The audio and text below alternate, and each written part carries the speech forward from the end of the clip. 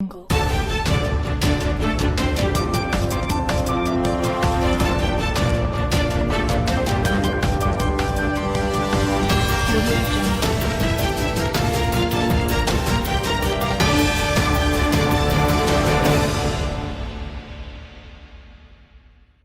Good morning. Now rise and shine to the morning momentum this Wednesday, today being the 6th of March 2024. We are here ready to give you a comprehensive rundown of the top stories making the headlines on the papers this morning. And we are going to begin our show by looking at the top stories making the headlines on the Standard this morning. Now, the top story here is Raila faces tough queries from Azimio. And we have sentiments here from an Azimio source saying Raila Odinga asked us to remain united because he is still here in Kenya for another 1 year, and that the issue of transition can be dealt with once he gets the position. So more of that story is beefed up for you on page 6 of the Standard this morning. On page 5, more protests over nepotism and tribalism. Now, a day after a court dealt a blow to KRA over skewed job appointments, the head of civil service and contractors in the North Rift separately added their voices to disturbing trend of unfairness in the regions. And more of that story is augmented for you on page 5 of the Standard this morning. Also on page 10 and page 11, special report. Now, shame on Atur's gun, drama and impunity.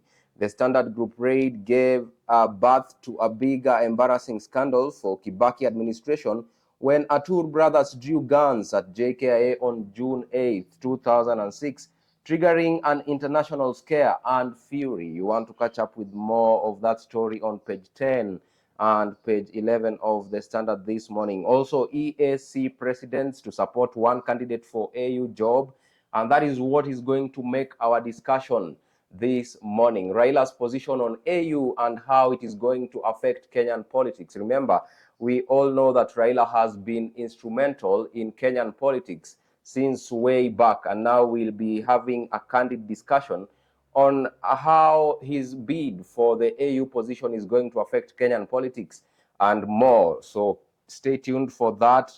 That is what is coming up. Now, on page 16 and page 17, dead economy. When Sweet Ken ruled in Western, that is a top story making the headlines on page 17 of the Standard this morning. Business news, business uncertainty to persist. And more of that story is on page 19. Crossing the borders on international news. US Supreme Court clears way for Trump. More of that is on page 22 of the Standard this morning. On sports news, the top story is crisis as top stars protest at new rules. You want to catch up with more of that story on page 29 of the Standard. Now brace yourselves for an up-close and a candid conversation on the other side of this broadcast. Our guest is already in studio, and we are coming back in a few to decode how Raila's position on AU bid is going to affect Kenyan politics. See you on the other side.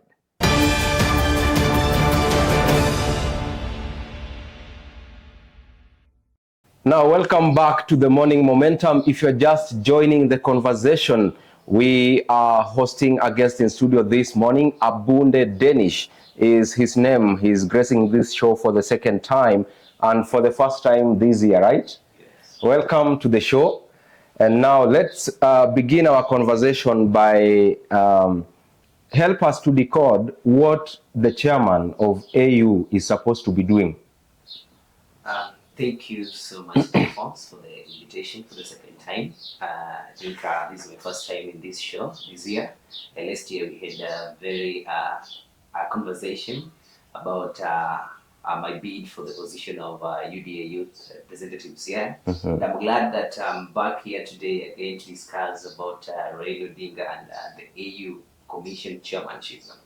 Alfonsoh, if I may take you through on the AU chairmanship, commission chairmanship, Raila is now going to be African leader if suppose that he wins the position, and by that it means that Raila's main responsibility will be the overall responsibility for the Commission's administration of finance. That is one. Mm-hmm. Two, he will be promoting popularizing the AU objectives, Mm-hmm. which I'll read you in a short while. Then again, enhancing the performance of the and consulting, coordinating with key stakeholders like member states. Mm-hmm. So those will be the key responsibilities of Raila Odinga if he gets the position of the commission chairman. Mm-hmm. And now, before we go deep into it, we also need to look at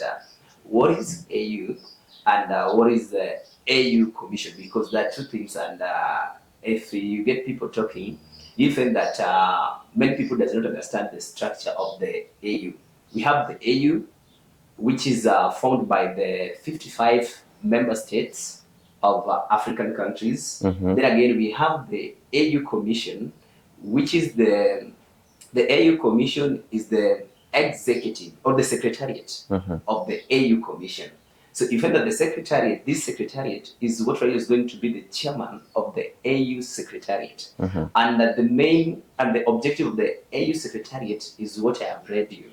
And now the function of the AU in overall is that it promotes unity and solidarity of African countries. That was the main reason as to why the AU was formed, so that the African countries can come together and work on their unity. Remember, after the colonization and after Africans fought for their own independence, it was hard for them to unite because there were a lot of leadership wrangle. Because we thought that after gaining independence, then we are going to have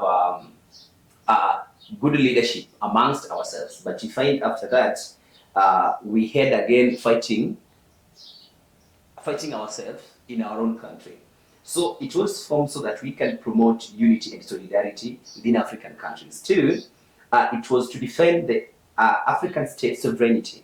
You know what we mean by sovereignty? Mm-hmm. Yeah, so it was formed to defend African state solidarity. Three, it was formed to eradicate colonialism, Mm-hmm.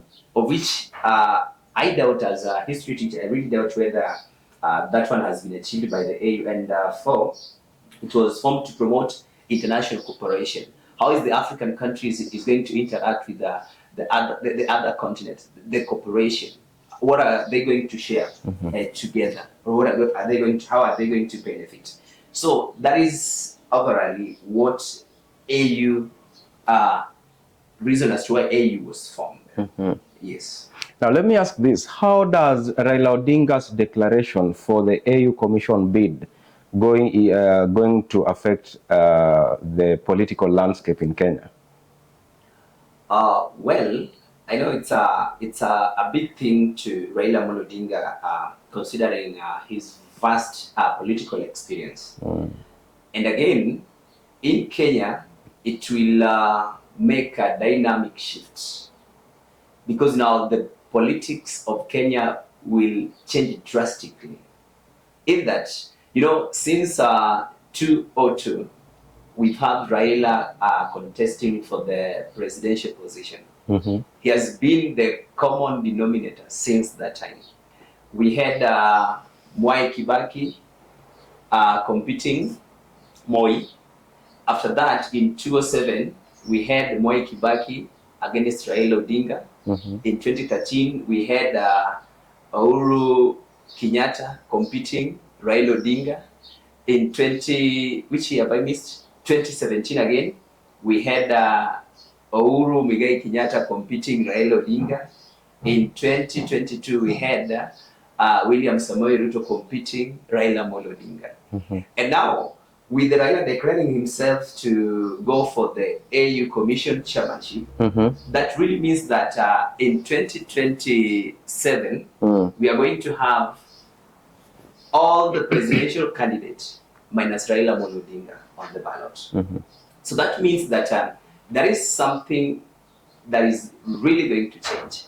And that is what many Kenyans are really awaiting to see. Then how is it going to be an election, a presidential election, without Raila in the picture? Mm-hmm.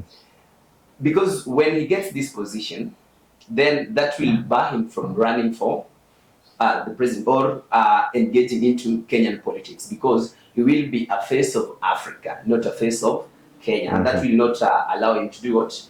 To run for the president in Kenya. Yes.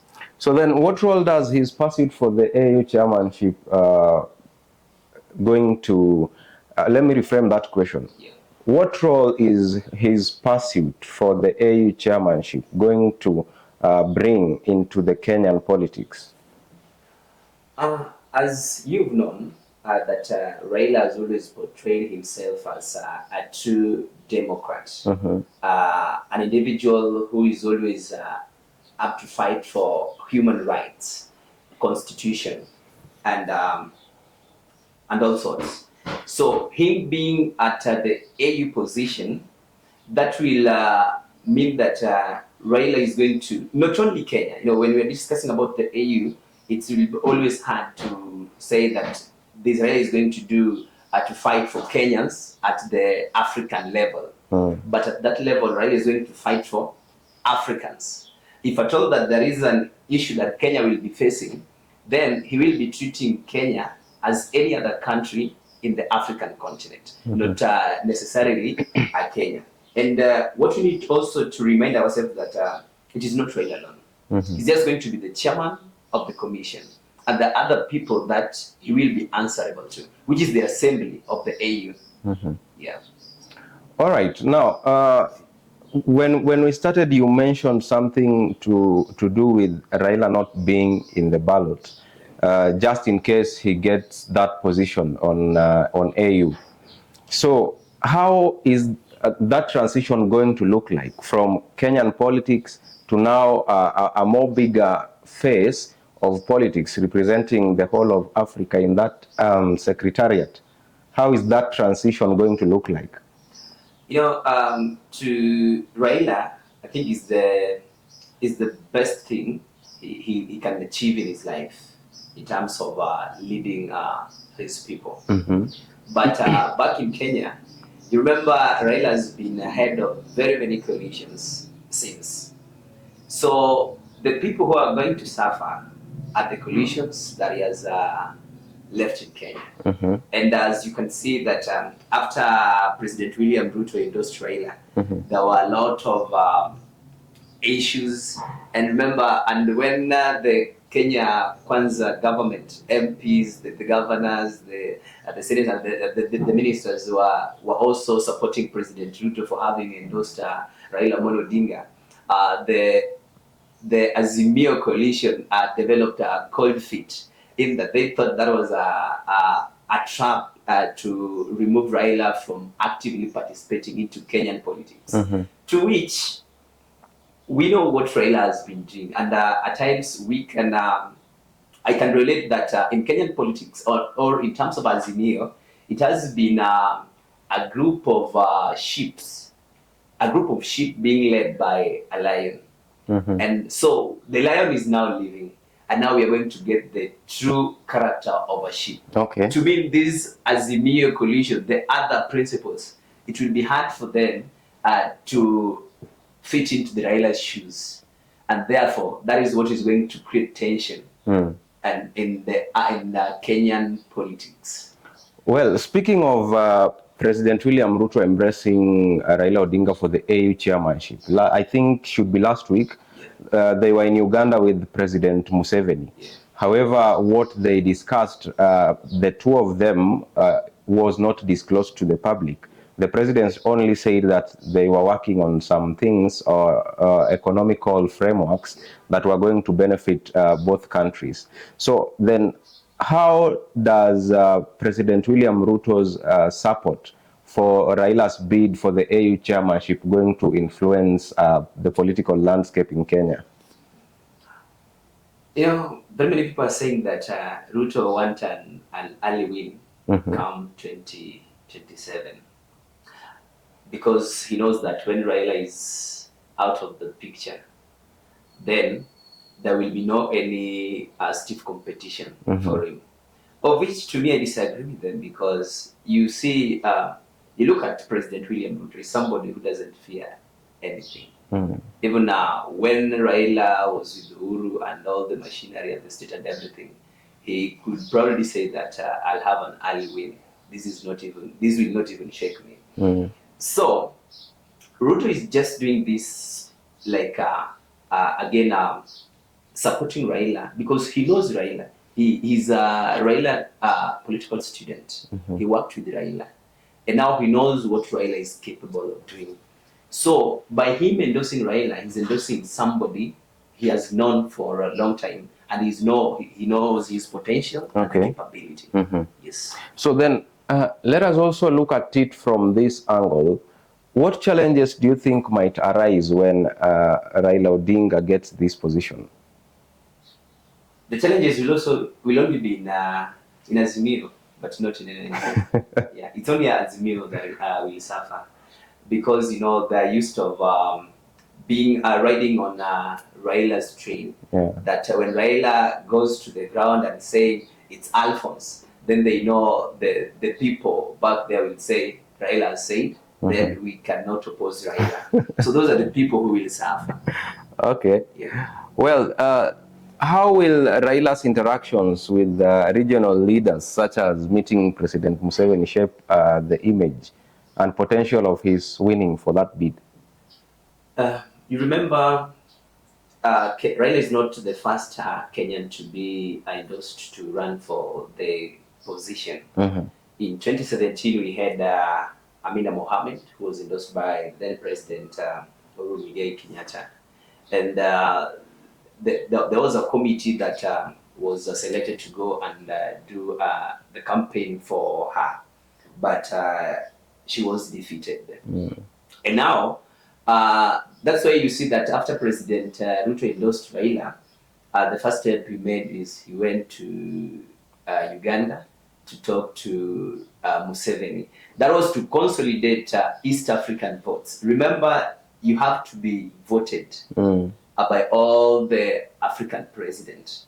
So, and yesterday you had President Ruto when he was addressing the IALA membership at the Parliament, Kenyan Parliament. He said that the East Africa is solidly behind Raila's bid for the position.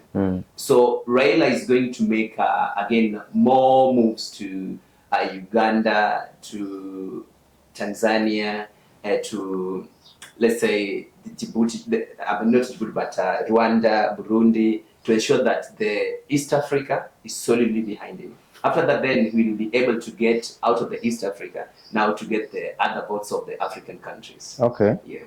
Well, let's take a quick break and then we come back with more discussion on the topic of Raila's position on AU and how it is going to affect Kenyan politics. Remember, you can be part of the conversation via our SMS line 0719144144. Don't go away.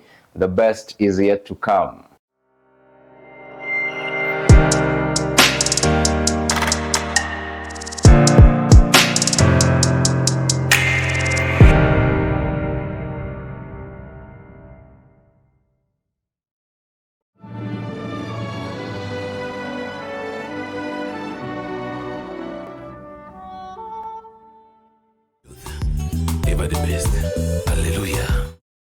Welcome back to the Morning Momentum. Now, Abunde, before we went for the break, we've really touched a lot on the international perspective of Raila's position on the AU chairmanship bid.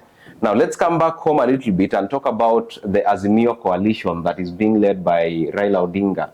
And I think there is a cold feet right now on who is going to succeed Raila should he get this AU chairmanship. How do you think things are going to look like in that coalition when he leaves? Interestingly, Alfonsoh, we are eagerly waiting to see how things are going to work, but at least we can foresee. Because when Raila pronounced himself for going for that position, you had the Azimio leaders, they started then. Raila should not leave us like that. I remember when the other day we had Ngilu saying that Raila, you are leaving, umetuacha aje. You get that? Like they believe that without Raila, in their midst, then that they have less power. And just for a record, it's going to be, we are not going to see the opposition we've been having before. Because remember, it has been Raila, and these people have just been backing up Raila. And I want to tell you that even these mandamanos that we've been having, Raila can do all these mandamano without all the Azimio principles behind him. He can do this mandamano single-handedly. And now remember, we are going to have a case whereby Raila is not in the picture. We are going to have Kalonzo heading the mandamano or trying to challenge the government. We are going to have Eugene Wamalo. We are going to have the Jeremiah Kioni. Those are now the kind of how do we call these Rastafari guy? These Wajakoya. At times I always look at these other principles, but I see that they're never serious. But they're just riding on Raila'S coat so that they can become relevant in the political arena. But without Raila, I want to assure you that we are going to see an opposition whereby when the country is going at a mess, then they can address media. They can only afford to address media at Serena. Then in the next hours, being called for a tea in State House, and the issue will be sorted. You get that? Because they don't have that muscle. They don't have that courage to face the government machineries. You get that? So it's going to change totally. Yeah. Now, that story was on the papers this morning, and let me just go back there to get it clear. Now, it says, it's the top story on the front page of the Standard. Raila faces tough queries from Azimio. And now we have it's a quotation, and they say it's from an Azimio source. Raila Odinga asked us to remain united because he is still here in Kenya for another 1 year, and that the issue of transition can be dealt with once he gets the position. Alfonsoh, what are your sentiments on that? One thing I dislike with Raila, he don't always like to tell his people the truth. Even if you know the truth, but Raila will not tell you the truth. Now, in that one, I can openly say that Raila is trying to fool his core principles. The core principles are asking, give us the plight. Tupange before when, but anasema, relax. The moment I get the position, then I'll be able to sort the succession. To me, Raila is going into this position with 1 foot in and 1 left to defend. In any case, I fail to clinch into the position, then I'll come back and remain the leader of the coalition. So that is what he's saying. The moment I get to the position, you get that? Then again, there is a very, very big problem. At this moment, Raila should not even pay attention to the coalition, the Azimio and the ODM thing. Because what he's eyeing at is bigger than any other thing Raila can achieve.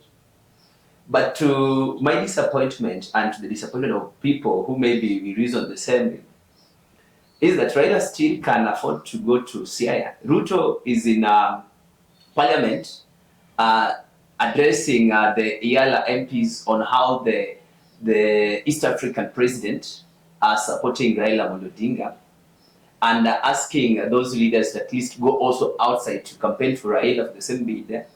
But Raila, who is being campaigned for, is in Siaya, and specifically in a small market, Akala, trying to stop an election of a market chairman. That was really a demeanor and tells you, is Raila ever serious with all these things he's doing? Because now he portrays the image of Africa, not the image of Kenya, not the image of Nyanza, and not necessarily the image of Siaya County. But he's still going down. He goes to Homa Bay to endorse who is going to be the ODM now chairman and the ODM MP, in Suba, and then you wonder, will Raila really manage with all this responsibility, being deciding who becomes the chairman of the market, deciding who becomes the MP for an area for those defectors, deciding who becomes the Secretary General, for deciding who becomes the Azimio. You know, there are a lot of things. And again, at the same time, he wants to campaign for the African position. So I think Raila just need to be serious, tell his followers the truth that the moment I leave and the moment I get this position, I'll have no time for the opposition. I'll have no time for my party, ODM. So you guys need to rearrange yourself and plan on how you're going to lead your people. If you look at the AU chairman position, it's indicated that the chairman of the commission will it will be a day-to-day activity, in Addis Ababa. Then Raila tells his people that don't worry, I'm with you. From Addis Ababa to Kenya is 2 hours. Where is Raila going to get these 2 hours to come to Kenya and address the issue of who gets the ODM certificate? You get that? So Raila should decide to stop the ODM business and focus on the AU thing, or he forgoes the AU thing and remain with his day-to-day ODM business. Now, I have a question. Yes. 2 questions. Yeah. You are saying Raila is not serious. Number 1, I would love to understand what makes you think he's not serious. Yeah. Number 2, you are saying he either stops ODM and focus on AU, or forget about AU and focus on ODM. But now what raises questions here, he is busy doing all this that you are saying, and the Azimio followers want him to give them a plan, to roll out a plan for them before he leaves. Yes. And he is hesitating to do that from what the Standard has captured here. Is it because he's 50-50, he's not going to get that position, or what is really happening? You know, one thing is with Raila, he has never believed that there is somebody who can lead better than him. That is one. And I can support that by at least reflecting on Nyanza. Tell me, in Nyanza, if Raila exists Kenyan politics, tell me any Luo politician that will be in the front line to perform as Baba. We have people like Babu Owino. Babu Owino cannot. No, people just say that who is the who can fit. You know, Babu Owino is just a name that can be mentioned, but I cannot do that. You know, before Babu Owino existed, other politicians that Raila suppressed. Raila has this kind of politics whereby it's me to make the decision, it's me to choose. If you are trying to be wiser than him, then you'll be suppressed, so that you don't get to where you can be. And we have very many politicians, and that's why, you know, like in Luo Nyanza, we've never had any party nominations, because Raila has the list of his people. And most of this, and that is why you find that the Luo MPs, the Luo governors, don't perform, except only one governor, that is Governor Gladys Wanga from Mabei. But the other one, because they're always being given the audience certificate based on their loyalty to Baba. In Luo Nyanza, you don't need to campaign, you don't need to work for your people. What you need to do is just call Baba and tell people how you are so close to Baba. Tell people what you've been doing with Baba. Then the people will say, then that is the right person. But that is not the case, because that people roll out their manifesto when they are campaigning. People roll out their manifesto when they campaign. When we start the campaigns for these positions, we start with by party primaries, the elections. Yes. You get that? Whereby we have very many candidates. Then, let's say in ODM. Then after that nomination, we should be the winner of the certificate of these nominations should be given the certificate if I told that the democracy really prevails. But the fact that in Luo Nyanza, like in Siaya specifically, let's say in Senate bid, the certificate was given directly to Raila'S brother for Senate. So there was no election nomination. You get to the MPs, many MPs, other people wins, but Raila gives the certificate to the people who he thinks really pay allegiance to him. I remember in my case in my ward, whereby we had a winner, which was Brian Anyango Biero, winning ODM certificate. ODM elections by around 1,000, and then this certificate was not even given to the position 2, but was given to position 4. Because that is a business. You need to buy it. It doesn't mean that people really loves you, but people might love you, but Raila don't love you. So if people love you with your manifesto, but Raila don't love you, then the people are not going to be respected. But it is the same people who vote politicians into power. So then, if people love you, and as you say, Raila doesn't love you, they have that mandate to make sure that you beat the person Raila loves, and I think that is what has been happening. For these people who have tickets to be there, they were not put there by Raila. After that, after you've been given, that is that party, how can I call it? That already, when you have the party, the nomination certificate, then you can easily win. But I want to tell you that in my case, the case of my ward, the people again voted this brand at independent position with an independent. You get that? And remember, at the higher level, they can find themselves to manipulate and get you up. And that's why you find most of the time after election, the Nyanza people, they really run to court to try to challenge the elections, of which it's just a waste of time in most cases. So the fact always remains that in Nyanza, the elections, the nominations, it has never been free and fair. Okay. Yeah. No, so how do ordinary Kenyans perceive Raila's bid on AU chairmanship? What are Kenyans saying out there about this?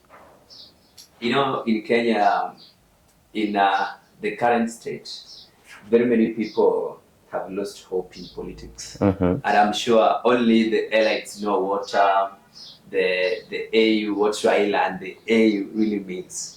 But a good number of people doesn't know. You can, you go to the village, people will say Raila is now going to be the president of the entire Africa.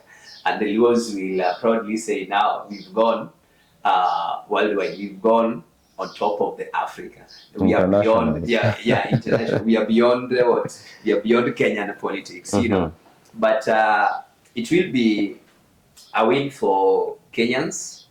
But in a real sense, it doesn't really contribute to Raila's position in AU.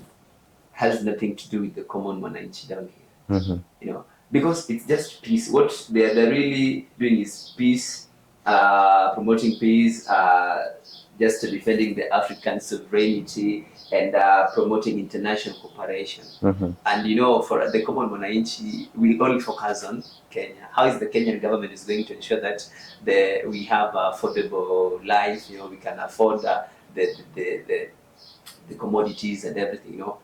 So that really doesn't go well with the normal Kenyans. We remain as Kenyans when Raila goes for the AU position. You get that? Yeah. Now, this bid has been backed up by President William Ruto already, and we all understand that.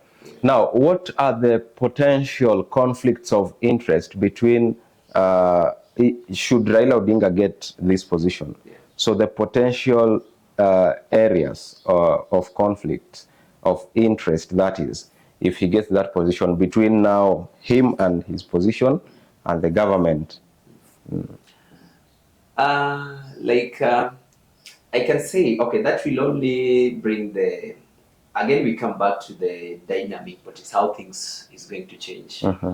And this one I just want to address it by stating we had the Azimio MPs that decided to work with the government, of which the opposition portrayed them or painted them as traitors.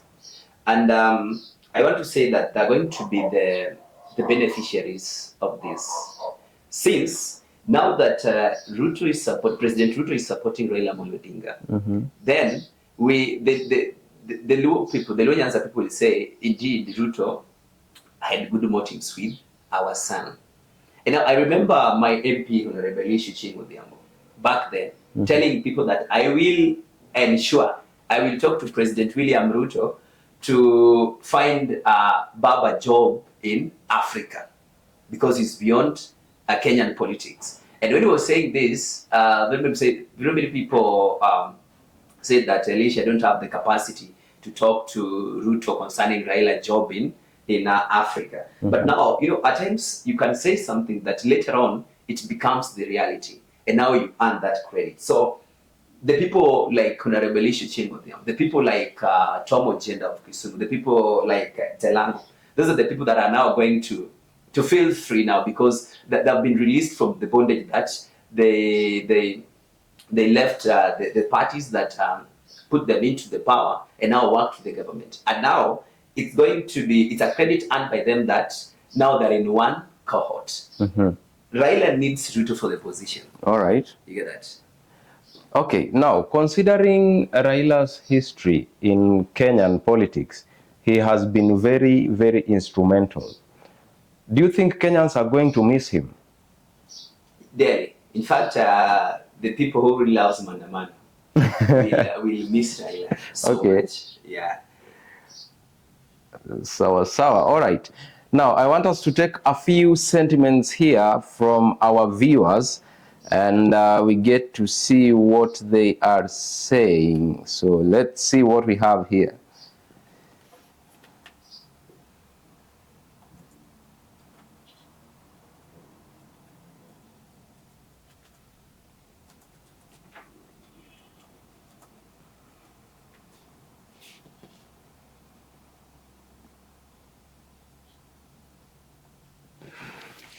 All right, Elvis Doso says Raila's AU bid brings a refreshing perspective to Kenyan politics, showcasing a commitment to regional collaboration and diplomacy. Thank you so much, Elvis, for that.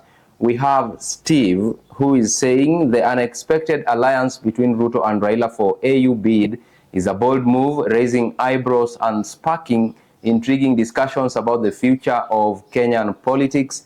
Thank you so much. We have CK Njega, who says Raila's shift to continental affairs may be seen as a positive step towards positioning Kenya on the international stage, but some wonder if this will divert attention from pressing domestic issues. All right. Now we have Ashley Kitisia, who says viewers express curiosity about the potential impact of Raila's AU aspirations on the political landscape in Kenya, questioning how it aligns with or challenges the existing power dynamics. All right, now we have also somebody who says the public seems divided on Ruto's support for Raila's AU bid. Some view it as a pragmatic political move, while others see it as a surprising twist in their long-standing rivalry. Those are good sentiments. However, the person has not indicated the name. Also, we have concerns are raised among viewers about the risk of Kenya being overshadowed by larger African nations in the AU and how Raila's plans to ensure the country's interests are prioritized. Now, let me ask you in regards to this sentiment, Kenya being overshadowed by larger African nations in the AU, is that a potential risk? Yeah, it does, because, back then you've seen we have a lot of political unrest where we had each and every time we had Raila, who is now going for the AU position, was the key player in the Kenyan political unrest, whereby he used to demean the Kenyan government. He took the maandamano, the strikes that really destroyed the lives of very many Kenyans, just because he wanted a few things to be changed in the government. And no, later on then, the strike was never effective, and they called for the dialogue. And therefore, that can really put Kenyans at risk. And that was also my worry that when now they're going back to Raila's trail of events and everything, how he's been managing the losses and everything, the maandamano each and every time is what are they going to do about that, or how are they going to perceive Raila as somebody who really likes creating an arrest in his own country. Yeah, and now again in this case is going to speak unity for all Africans. And again, Raila is saying that I'll be back. These sentiments are very serious. I'll be back. Addis Ababa to Kenya is only 2 hours. Will you be having time to go back and conduct demonstrations? So those are very critical issues that Raila need to pay attention to. You get that? So if he gets the position, he forgets about opposition. He need to do so. Forgets about the opposition, Kenyan politics, and now being the African face of unity. Now, as we conclude, are there any potential benefits for Kenya now that their leader is going to vie for this seat? If in case Raila wins, do we have any potential benefits as a country? Yeah, sure. Because the international cooperation. I think that's the benefit that Kenya is going to have, because Raila is now going to, as much as going to represent the entire Africa, but again, that is how you can talk for your own country. The things that you really look for to benefit your country. And again, now he'll be working closely with the president to ensure that at least things are sorted amicably. So for me, I think Kenya is really going to benefit. And we are really looking forward to at least extend our boundaries and at least have the international cooperation between Kenya and very many countries. Yeah. All right. Thank you so much. Now we are coming to the end of our session this morning right here on the Morning Momentum. We have been discussing Raila's position on the AU and how it's going to affect Kenyan politics. Abunde Denish has been our guest. Thank you so much for coming to the Morning Momentum. And also to you, our viewers, thank you so much for choosing to stay with the Morning Momentum right here on Younib TV. And by extension, I want to also send my gratitude to all those who made this broadcast a success. Raphael, Wangila, and Mangitush behind the camera, and the chief controller, Anifa, Kavira herself, also right there. Now, Penina Washera is ready for the YBS, which is coming up next in a few. Don't go away. See you tomorrow, same time, same place. I have been your host, Alfonsoh.